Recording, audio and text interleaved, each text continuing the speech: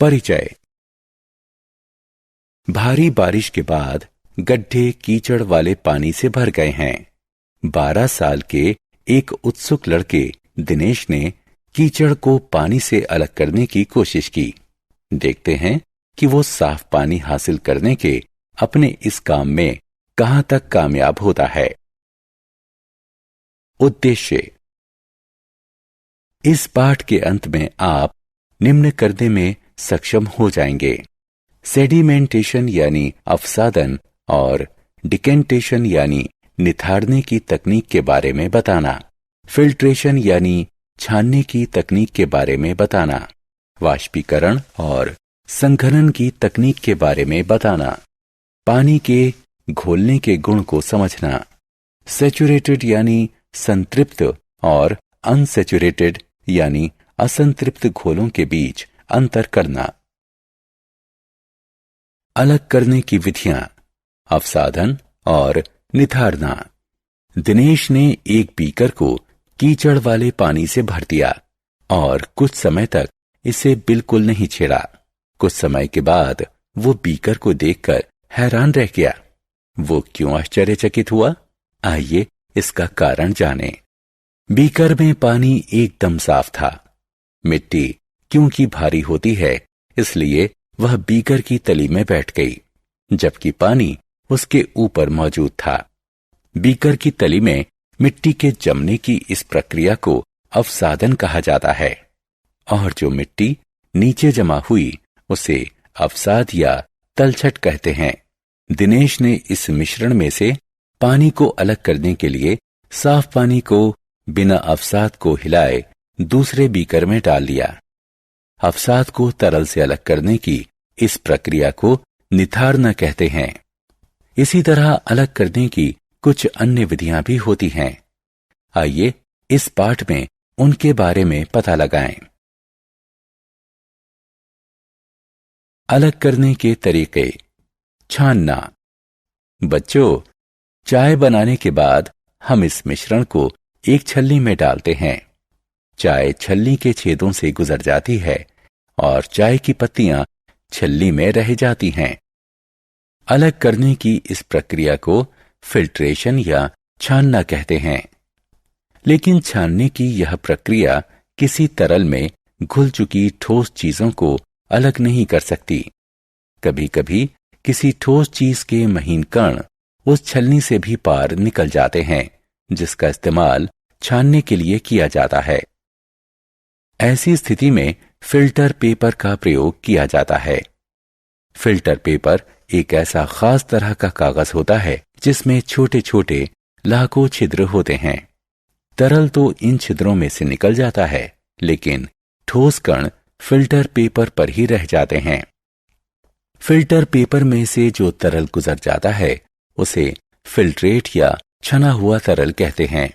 जो ठोस कण फिल्टर पेपर पर ही बचे रह जाते हैं उन्हें रेजिड्यू या अवशेष कहते हैं। ऐसे मिश्रणों को अलग करना जिनमें 2 से ज्यादा चीजें हों। आइए अब एक प्रयोग करते हैं। अगर आपको पानी, रेत और नमक वाला मिश्रण दिया जाए तो आप इन तीनों चीजों को अलग अलग कैसे करेंगे? आप रेत को अलग करने के लिए इस मिश्रण को कुछ देर के लिए बिल्कुल नहीं छेड़ेंगे। रेत क्योंकि भारी होता है और पानी में घुलता नहीं है, इसलिए वह बर्तन की तली में बैठ जाता है। फिर इस मिश्रण को रेत अलग करने के लिए निथारा जाता है। नमक क्योंकि घुलनशील होता है, इसलिए वह पानी में पूरी तरह घुल जाता है। ऐसा वाष्पीकरण और संघनन के जरिए किया जाता है। आइए देखें कि इन 2 शब्दों से हमारा क्या तात्पर्य है।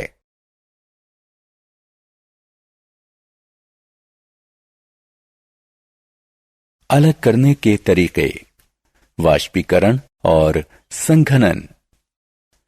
जिस प्रक्रिया में पानी को गर्म करके भाप कणों में बदला जाता है उसे वाष्पीकरण कहते हैं। जिस प्रक्रिया में भाप के कणों को पानी में बदला जाता है उसे संघनन कहते हैं।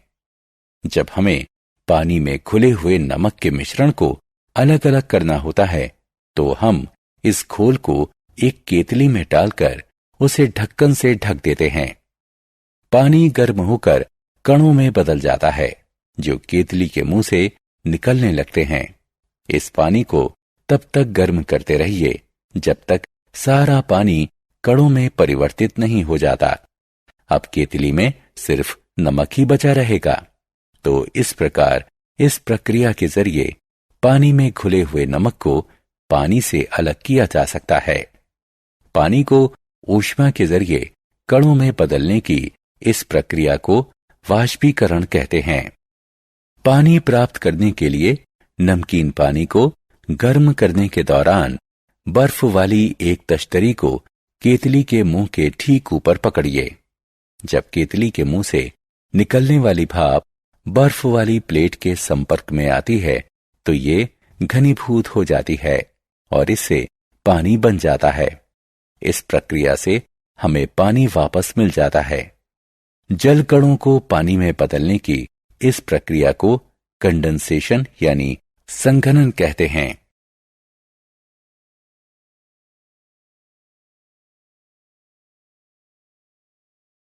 पानी के घुलने वाले गुण। पानी एक ऐसी चीज है जिसमें बहुत सारी चीजें घुल जाती हैं, लेकिन कुछ चीजें ऐसी भी हैं जो पानी में नहीं घुलती। आप रेत, दूध, नींबू का रस और मोम इकट्ठा कीजिए, थोड़ी चीनी और नमक भी लीजिए। इन चीजों को अलग अलग पानी में घोलने की कोशिश कीजिए। आपको क्या पता चलता है? उसकी एक तालिका बनाइए। आप जो तालिका बनाते हैं उसकी तुलना स्क्रीन पर दिखाई गई तालिका से करिए। संतृप्त और असंतृप्त घोल। चलिए अब एक और प्रयोग करते हैं। एक बीकर लीजिए और उसमें थोड़ा सा नमक घोलिए। इस घोल में और नमक मिलाते जाइए। जब तक पानी में नमक घुलता जाएगा यह घोल असंतृप्त घोल कहलाएगा। लेकिन जल्दी ही एक ऐसी स्थिति आएगी जब आप इस घोल में और अधिक नमक नहीं घोल पाएंगे। इस स्थिति में यह घोल संतृप्त हो जाएगा। तो किसी घोल को तब घनीकृत कहते हैं अगर इसमें किसी चीज की और अधिक मात्रा को घोला ना जा सके। संतृप्त घोल पर ऊष्मा का प्रभाव। किसी संतृप्त घोल में नमक की थोड़ी मात्रा मिलाइए और इसे गर्म कीजिए। बीकर की तली में बिना घुले नमक का क्या होता है? जी हां, ये घोल में घुलने लगता है। अब इस गर्म घोल को ठंडा होने दीजिए।